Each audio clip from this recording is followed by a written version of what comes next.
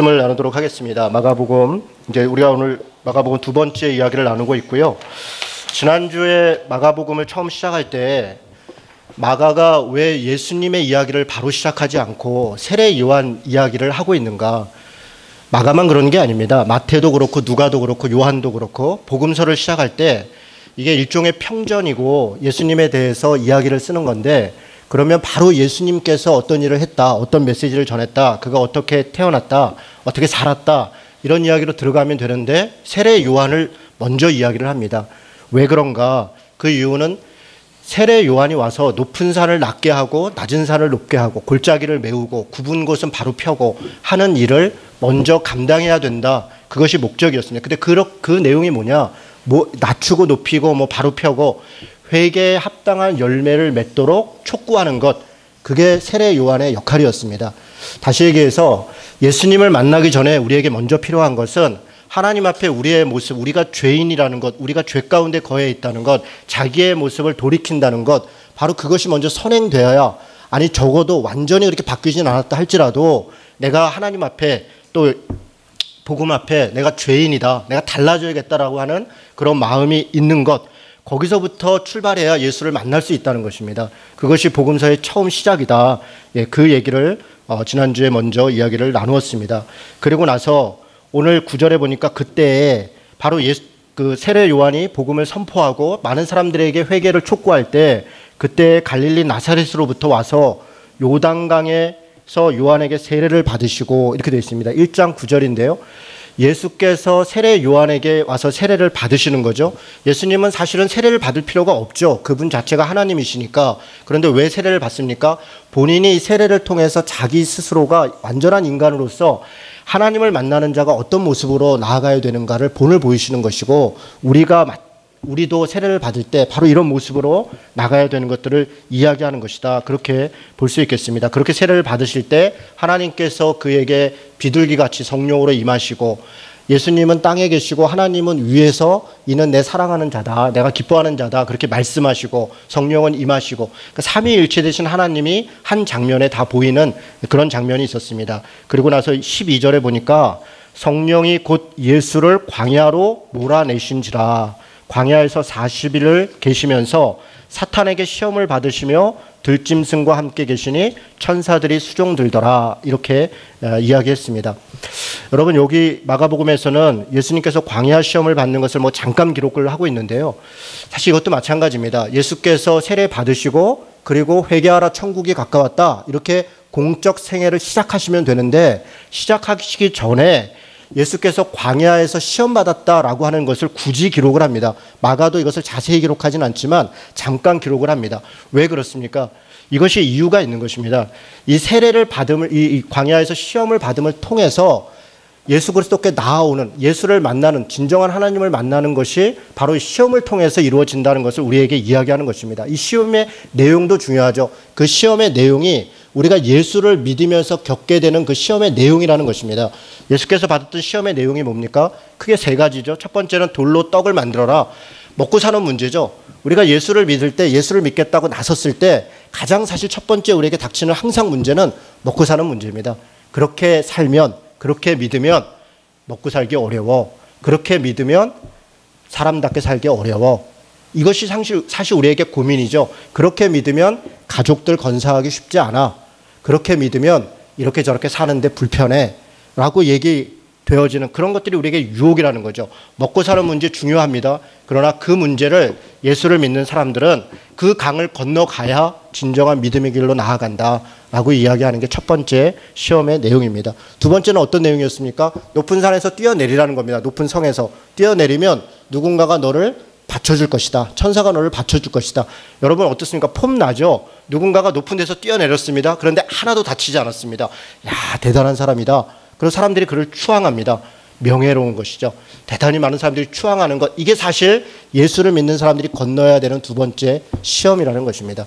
예수를 믿을 때 우리가 가지고 있는 명예심, 뭔가를 사람들 앞에 나타내고 존경받고자 하는 그 마음들을, 그것을 버리지 못하면 그것이 진정한 회개다, 그것이 회개의 열매다, 사실 그 얘기를 하고 싶은 것입니다. 세 번째는 무엇입니까? 천하만국을 보여주면서 나에게 절해라, 사탄이 그렇게 유혹하는 것이죠. 절하면 내가 이거 너에게 다 주겠다. 여러분, 예수께서 사실 천하만국을 얻을 때 십자가를 지신 것이 천하만국을 얻는 것이고 천하만국의 사람들을 구원하시는 행위 아니었습니까? 그런데 굳이 십자가를 지지 않고 사탄한테 절하면 되고, 아니 사탄한테 절할 필요도 없이 하나님이시니까 이제부터 모든 걸 해방하고 완전히 새롭게 하겠다, 그렇게 말씀 몇 마디로 선언해도 되는 것이잖아요. 그런데 예수께서는 굳이 십자가를 지심을 통해서 천하만국을 구원하고 인류를 구원하신 것이죠. 어떤 권력에 대한 것, 자기의 힘에 대한 것을 발휘하려고 하는 욕망, 이런 것들이 사실 우리들에게 있는 것이고, 예수를 믿을 때 우리에게 당연히 마땅히 쫓아오는 그런 유혹이 바로 이런 것이라는 것입니다. 먹고 사는 것, 명예를 취하는 것, 권력을 탐하는 것, 이런 것들을 최소한 이런 것들로부터 벗어나야 되는 것, 그게 믿음이라는 겁니다. 믿음이 무엇인가? 우리가 하나님 앞에 회개했다는 것이 무엇인가? 회개에 합당한 열매를 맺었다는 게 무엇인가? 바로 이런 것들입니다. 최소한 이런 세 가지 정도, 굉장히 중요하고 우리가 살아가는데 늘 부딪히는 문제이죠. 바로 이런 것들을 벗어나야 된다. 그러고 나서 예수 그리스도의 만남, 그리고 예수를 따라가는 십자가의 길이 있다라고 이야기하는 게 이 복음서의 가르침의 순서입니다. 오늘 14, 15절에 그리고 이제 선언합니다. 우리 같이 한번 읽어볼까요? 14, 15절 읽습니다. 요한이 잡힌 후 예수께서 갈릴리에 오셔서 하나님의 복음을 전파하여 이르시되 때가 찼고 하나님의 나라가 가까이 왔으니 회개하고 복음을 믿으라 하시더라. 예수께서 요한이 잡히신 이후에 갈릴리에 오셔서 첫 번째 사역을 시작합니다. 여러분, 왜 갈릴리일까요? 예루살렘에서 먼저 시작하면 더 좋지 않았을까요? 예루살렘의 가장 그때 당시 시대에 시대를 움직이고 있는 가장 중요한 사람들이 거기 다 있는 거잖아요. 사두개인도 있고 바리새인들도 있고 당시에 로마의 총독도 있고 여러 사람들이 다 있습니다. 그곳에서 회개하라, 천국이 가까웠다, 그렇게 선포하고 그곳에 권력과 돈과 힘이 있는 사람들이 예수를 믿으면 그러면 유대 땅 자체가 변화되는 것은 정말 금방이지 않겠습니까? 그런데 당시에 가장 천대받은 땅 갈릴리 지역에 가서 거기서 사역을 시작합니다. 갈릴리에서 사역을 시작을 8장 26절까지 이야기를 합니다. 여러분, 이 마가복음을 크게 세 등분으로 나눌 수 있는데 앞부분은 다 갈릴리에서의 사역이에요. 그리고 나서 11장까지 잠깐 이동하는 것, 예루살렘으로 이동하는 기간 잠깐 이야기하고 11장부터 16장까지는 마지막 한 주간 예수께서 십자가를 지실 때 그 마지막 한 주간의 삶을 온전히 이야기합니다. 거의 이 마가복음의 3분의 1은 예수께서 일주일 동안 고난받고 십자가를 지는 그런 삶에 대해 이야기하고, 사실 나머지 것들은 왜 예수께서 십자가를 지시게 되었는가, 그 배경과 내용을 설명하는데 그 배경의 중요한 부분이 갈릴리라는 겁니다. 왜 갈릴리입니까? 예수께서 예루살렘에서 복음을 선포해도 됐는데 갈릴리에서 복음을 전하는 것은 예수께서 가장 그 시대의 고통과 눈물과 아픔이 있는 곳, 바로 그곳이 예수님이 있는 자리였다는 것입니다. 예수께서 십자가를 지신 것은 누군가 권력이 있고 힘 있는 사람들을 돕고자 하는 것이 아니라 그때 당시에 고통과 눈물 가운데 메시아를 갈구하고 메시아를 기다리고 있는 사람들에게 메시아 되시기 위해서 바로 갈릴리에서 복음을 선포하는 것, 가장 낮고 천한 사람들을 돕는 것, 그것이 예수의 삶이었고 우리들에게 요구하는 것도 당연히 그렇습니다. 우리에게 요구하는 것도 예루살렘으로서의 삶이 아니라 갈릴리에서의 삶, 그것을 우리에게 요구하고 있는 것입니다. 갈릴리 와서 선포합니다. 하나님의 복음을 전파하는데 복음의 내용이 뭐라는 겁니까? 때가 찼다. 하나님의 나라가 가까이 왔다. 마가가 이야기하는 예수님이 선포하는 복음의 내용은 하나님의 나라다, 이렇게 얘기하는 겁니다. 하나님의 나라가 왔다, 이미 임했다. 그러니까 어떻게 하라는 겁니까? 회개해라, 그리고 복음을 믿어라. 예수께서 복음을 선포하는데 그 복음의 내용이 내가 왔으니까 나를 믿으면 너희가 구원받을 것이다, 이렇게 선포하는 것이 아니라 예수께서 선포하는 복음의 내용은 하나님의 나라가 임했다 라고 선포하고 있다는 겁니다. 여러분, 조금 다르지 않습니까? 우리가 예수를 전할 때 우리는 뭐라고 얘기합니까? 예수 믿으면 구원받습니다. 예수 믿으면 병 낫습니다. 예수 믿으면 잘 될 겁니다. 그것을 복음이라고 선포합니다.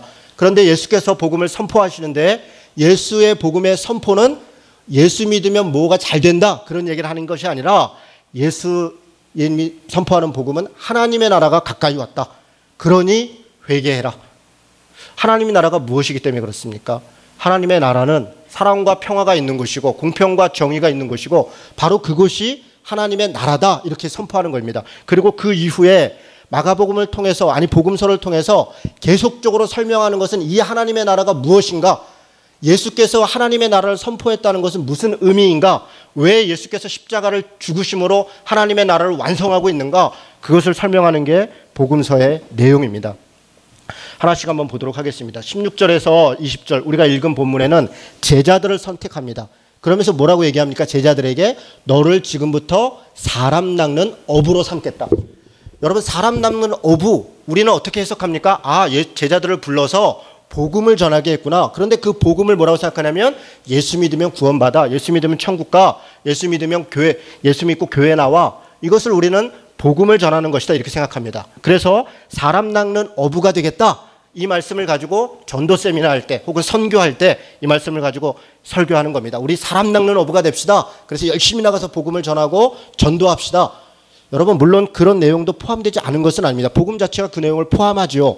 그런데 이 내용은 뭡니까? 하나님의 나라의 일꾼으로 삼겠다. 사람 낚는 어부로 삼겠다라고 하는 것은 말 그대로 사람을 낚는 사람이 되게 하겠다라고 하는 겁니다. 사람을 교회에 오게 하겠다. 그런 것이 아닙니다. 사람들을 구하고 사람들을 돕고 사람을 사랑하고 사람을 하나님께 인도하는 자 되게 하겠다.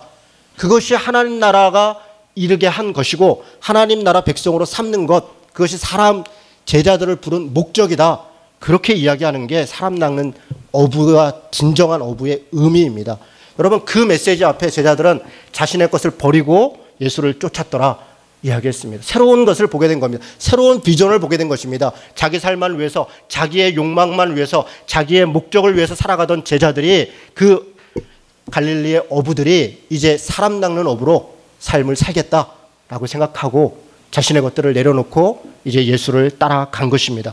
여러분, 21절부터 2장 12절 말씀까지는 하나님의 나라 안에서 하나님이 하시는 일, 예수 그리스도께서 하나님 나라를 이루어 가시는 내용이 뭔가에 대해서 설명하는 것이라고 저는 이해하고 오늘 말씀을 좀 나누려고 합니다. 물론 각각 다르게 이해할 수 있겠습니다. 제가 오늘 2장 12절까지 내용을 살펴본 것은 하나님의 나라에서 예수께서 하시려고 했던 그 하나님 나라의 일의 본질이 무엇인가? 1장 21절부터 2장 12절에는 크게 보면 세 가지 일을 예수님이 하십니다. 첫 번째는 1장 21절 22절 이렇게 되어 있습니다. 같이 한번 읽어볼까요? 읽습니다. 그들이 가버나움에 들어가니라.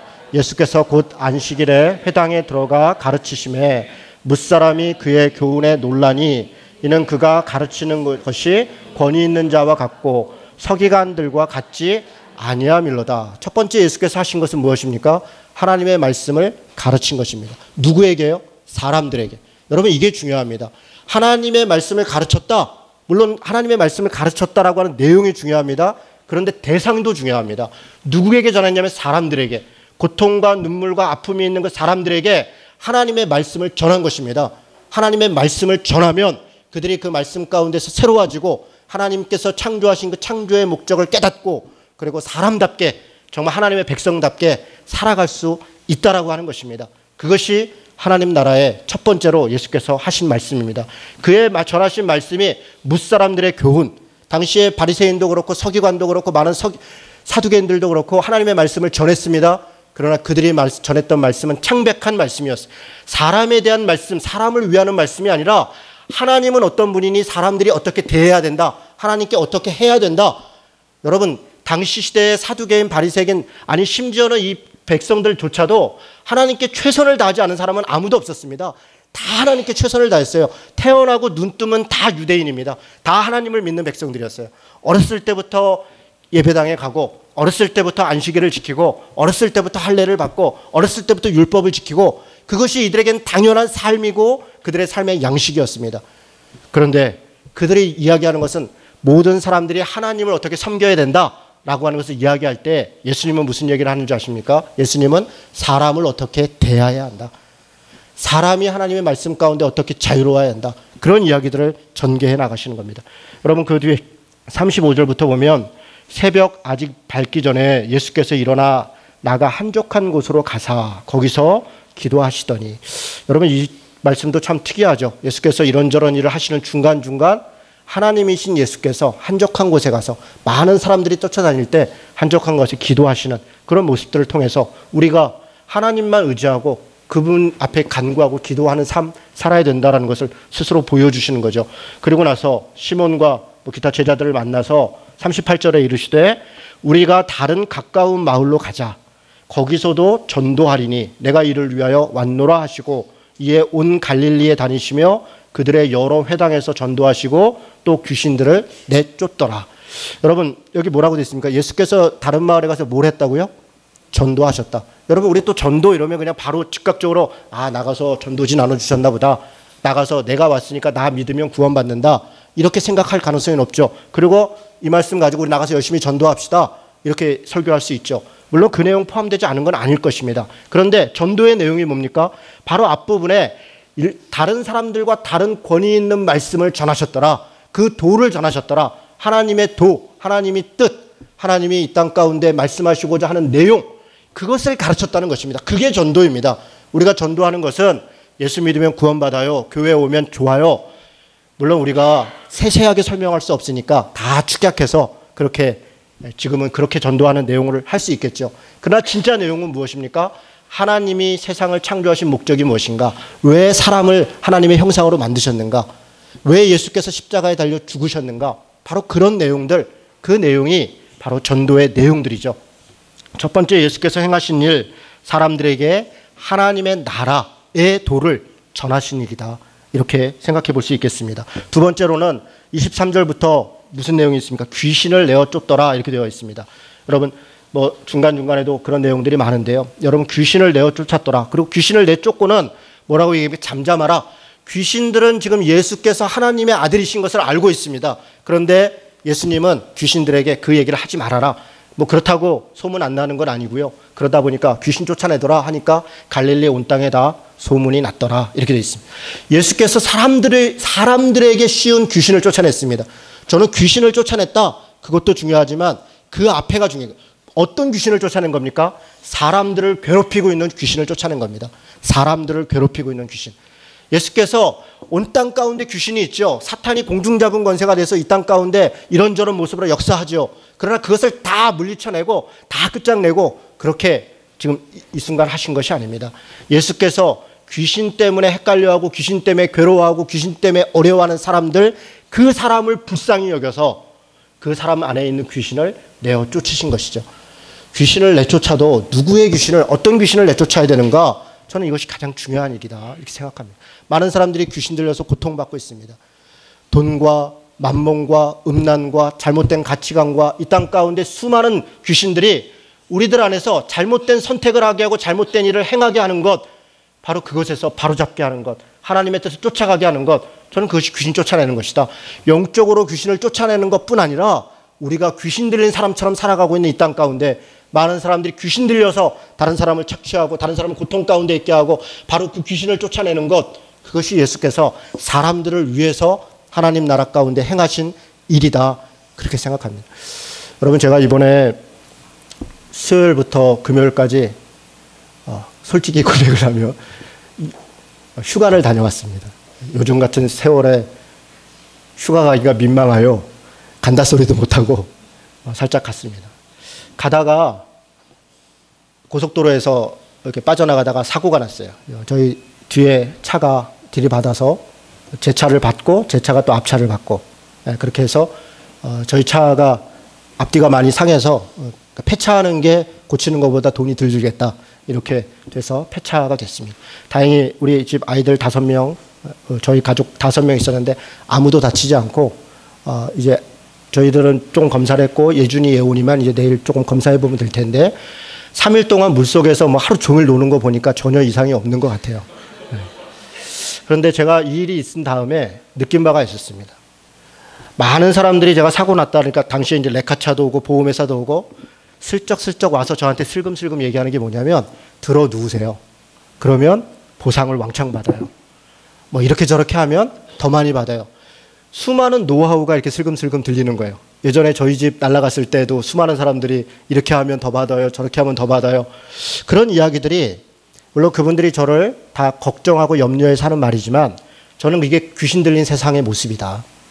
돈 한 푼이라도 더 받으려고 하고 다른 사람 가진 이유가 있죠. 제가 한번 넘어갈 뻔했어요. 이런 말에. 그 뒤에 있는 분은 아무 피해가 없어요. 어차피 대기업인 보험사가 돈을 내는 거니까 그냥 다 받으셔도 돼요. 최대한 받아도 돼요. 물론 제가 받아야 될 거 받아야겠죠. 제가 피해본 거, 손해본 건 받아야겠죠. 그러나 그 이상, 레카차 운전수가 한 말이 제일 압권이었는데요. 자기들은 스치기만 해도 1년 연봉을 받아내요. 그러더라고요. 자기 얘기는 차가 스치기만 해도 1년 연봉을 받아낸다고. 대기업이 주는 돈이니까 그냥 받을 것 다 받으세요. 그거 잘못된 거 아니에요. 그 말에 제가 슬쩍 넘어갈 뻔했어요. 아, 그렇지. 저분한테 피해가는 거 없으니까. 근데 그럴까요? 그렇지 않죠. 다른 여러 가지 것이 사실 거짓은 우리에게 많은 것들을 서로 손해나게 하죠. 이런 것들이 저는 귀신 들린 세상의 모습이다. 예수를 믿는 사람들은 귀신 들린 사람들이 귀신 들린 삶을 살아가는 것을 거부해야 합니다.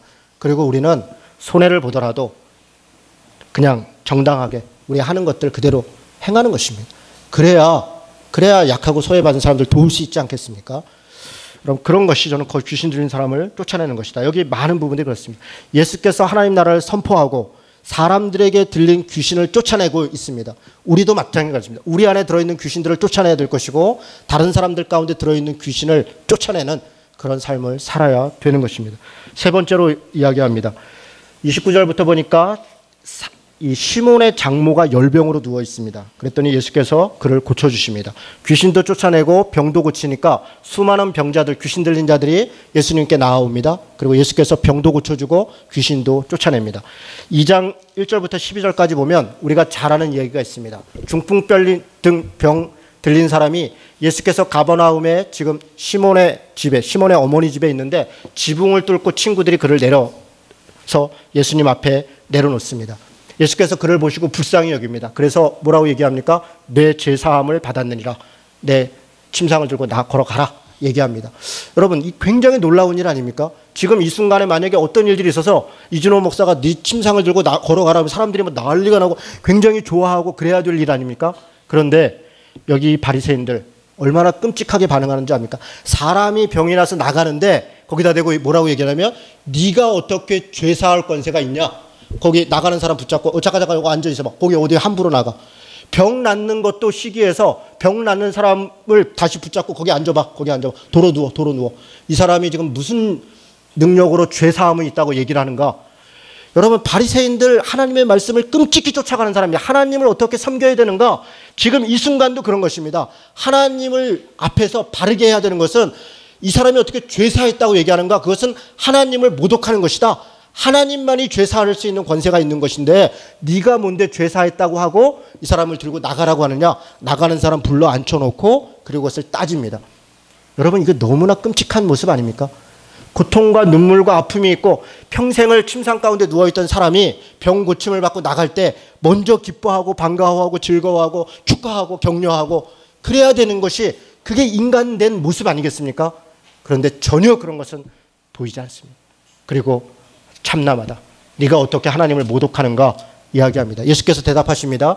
자, 그러면 죄사함을 받았다라고 하는 말하고 병상을 들고 내 병 나았다 하는 말과 어느 게 더 쉽느냐? 쉬우냐? 여러분, 어느 게 더 쉽겠습니까? 둘 다 어렵죠. 둘 다 어렵죠. 이 말은 당시 시대의 배경이 있습니다. 당시 시대에 간간히 마술사들이 혹은 뭔가 마법을 하는 사람들이 병든 사람을 고치는 일들이 있었습니다. 그래서 병든 자를 고치는 것 자체는 하나님을 모독했다 생각하지 않았습니다. 그런 일들이 간혹 있었어요. 그리고 병 고치는 일들이 있는 것이죠. 그런데 병은 고치지만 병의 원인을 뭐라고 생각했냐면 당시에는 죄 때문이다 이렇게 생각했습니다. 병의 원인을 죄 때문이다. 병은 고치는데 죄를 사했다 이렇게 근본적인 걸 얘기하는 것은 그건 하나님만이 하시는 것이다 이렇게 생각했습니다. 뭐 그 말이 그 말 같죠. 사실 뭐 그렇게 중요한 말이 아닙니다. 이렇게 중요하지 않은 말을 붙잡고 하나님을 모독했다라고 아주 창백하고 아주 뾰족하게 교리를 따지고 있는 이들의 모습이 바로 바리새인들, 당시의 지도자들이었다는 것입니다. 예수는 죄사함을 누가 권한이 있냐, 병 나는 거 누가 권한이 있냐 관심이 없습니다. 예수님에게 있어서 관심은 그 병자든 사람을 고쳐주는 것, 그 고통에서 그를 해방시켜주는 것, 그것이 예수님의 관심입니다. 예수께서 하나님 나라에 하시는 일은 바로 그런 것입니다. 고통과 눈물과 아픔이 있는 사람들을 도와주시는 것입니다. 그들을 그것으로부터 해방시켜 주시는 것, 그것이 예수께서 원하시는 일입니다. 여러분, 우리도 마찬가지입니다. 우리가 하나님의 나라의 백성으로 산다라고 할 때 고통과 눈물과 아픔과 병듦이 있는 사람들을 도와주고 그들을 그 병에서 해방되게 하고 그 고통으로부터 일어나게 하는 것, 바로 그 일이 하나님의 백성된 우리들이 해야 될 일이고 하나님 나라에 살아가는, 하나님 나라를 이루어가는 우리들의 모습이어야 된다는 것입니다. 여러분, 하나님 나라가 무엇입니까? 우리가 하나님 나라 백성으로 산다는 게 무엇입니까? 예수께서 사람들에게 하나님의 말씀을 전하셨고 사람들에게 귀신 들린 자를 귀신을 쫓아냈고 사람들이 병든 것을 그 병을 고쳐주신 것, 오로지 예수님의 관심은 사람에게 있었던 것입니다. 그래서 예수님의 제자들을 부르실 때 뭐라고 얘기합니까? 내가 너희를 사람 낚는 어부가 되게 하겠다. 사람 낚는 어부로 우리를 부르신 것입니다. 우리가 예수님의 제자가 됐다는 것은 사람 낚는 어부가 된 것입니다. 우리가 낚아서 교회에 한 명, 두 명 더 채우는 것, 그것이 목적인 것이 아니라 사람을 낚는 어부가 되는 것은 사람을 돕는 사람으로 우리를 부르셨다. 하나님의 나라의 백성으로 회개하라, 천국이 가까웠다. 회개를 촉구하고 천국을 선포하고 천국 백성으로 살아가도록, 그렇게 격려하고 그렇게 살아가도록 우리를 부르셨다. 저는 그렇게 믿습니다. 사랑하는 성도 여러분, 하나님 나라가 무엇입니까? 죽어서 가는 천국입니까? 물론 그렇습니다. 하나님 나라는 죽어서 우리가 가는 천국일 수 있습니다. 그러나 그것으로 그치는 것이 아닙니다. 이 땅 가운데 하나님은 우리를 하나님의 나라 백성으로 부르셨습니다. 하나님 나라 백성답게 삽시다. 그래서 사람을 중시 여겨야 됩니다. 사람이 전부입니다. 사람이 꽃보다 아름다운 것입니다. 사람이 먼저인 것입니다. 그것이 분명합니다. 세월호 단식이 21일째 되고 있습니다. 110일이나 이 참사가 난 지 110일이 지났습니다. 국회의원이라는 자가 국회 앞마당에서 그들이 단식을 20일을 하면서 빨래를 해서 그 앞에 널어놨더니 여기가 무슨 거지들 구석이냐, 어떻게 국회의당을 이렇게 모독할 수가 있냐, 그런 발언을 하는 자들이 국회의원이라면 그는 국회의원이 아닌 겁니다. 자기의 권력을 탐하는 자지, 그가 어떻게 백성들을 사람을 위해서 존재하는 그런 지도자란 말입니까? 만약에 우리 크리스찬들이 그런 국회의원이 우리 교회 집사였으면 저는 징계를 할 겁니다. 그 사람은 하나님의 말씀을 전혀 모르는 사람이에요. 전혀. 하나님의 말씀은 사람을 위하는 것입니다. 이 법이 옳으냐 그르냐 따질 수 있습니다. 그러나 고통과 눈물 가운데 21일 동안 사람들이 목숨을 걸고 단식을 하고 있는데 그것에 대해서 아무런 생각을 갖고 있지 않다면 그가 어떻게 지도자일 수 있고 그가 어떻게 크리스찬일 수 있고 어떻게 우리 그리스도인들일 수 있겠단 말입니까? 오늘 아침에 제가 예배를 준비하다가 참 마음이 너무 불편하고 안타까운 거예요. 여러분, 사실 우리들이 다 그렇죠. 그 뜨거운 더위에, 그 장마에 21일 동안 그 거리에서 앉아서 노숙을 하고 금식을 하고 있는 사람들이 있는데 우리는 이 시원한 데서 예배를 드리는 거죠. 동네 작은 교회 목사도 그것 때문에 마음이 불편하고 예배를 드리는 데 있어서 참 마음이 어려운데, 나란 일을 하는 사람들이, 대통령인 사람이, 장관인 사람이, 수석인 사람이, 시장인 사람이, 국회의원인 사람들이 어떻게 자기 백성들이 고통과 눈물 가운데 호소하고 있는데 그것을 돌아보지 않는단 말입니까? 여러분, 우리들이 무엇을 왜 살아가고 있는가 직시해야 됩니다. 여러분의 삶의 자리에서 여러분은 장관일 수 있습니다. 여러분은 사장일 수 있습니다. 누군가에게 여러분은 어떤 역할을 해야 될 권한을 가지고 있는 사람일 수 있습니다. 무슨 일을 할 때 무엇이 먼저입니까? 사람이 먼저입니다. 물론 규칙도 중요하고 규정도 중요하고 규율도 중요하고 질서도 중요합니다. 다 중요합니다. 그러나 더 먼저 중요한 것은 사람이 중요한 것입니다. 사람을 살리기 위해 그 규칙이 있는 것이고 사람을 살리기 위해 그 조직이 있는 것이고 사람을 위해 교회도 있는 것이고 사람을 위해 있는 것입니다. 여러분, 여러분의 삶의 자리에서 무엇이 먼저인가? 내가 가르치는 아이들, 내가 같이 있는 직장 동료들, 내가 있는 우리 아이들, 창백한 신학, 창백한 교리, 창백한 규칙을 들이대기보다 그 사람을 위해서 무엇을 먼저 해야 되는가? 어떤 것을 갖다 놓으면 저 사람을 도울 수 있을까? 그렇게 먼저 생각하는 것, 저는 그것이 사람됨이다. 그것이 사람됨이고 그것이 그리스도인됨이다. 그렇게 믿습니다. 사랑하는 성도 여러분, 사람이 생명입니다. 사람이 하나님 나라입니다. 사람을 중시하는 그런 삶 사시기를 주님의 이름으로 축원합니다. 아멘. 같이 기도하겠습니다. 우리 말씀을 생각하면서 기도합니다. 하나님 나라 본질은 사람입니다. 우리 스스로가 사람을 사랑하고 그런 복음을 전하고 그런 삶을 사는 신자 되기를 간절히 기도합시다.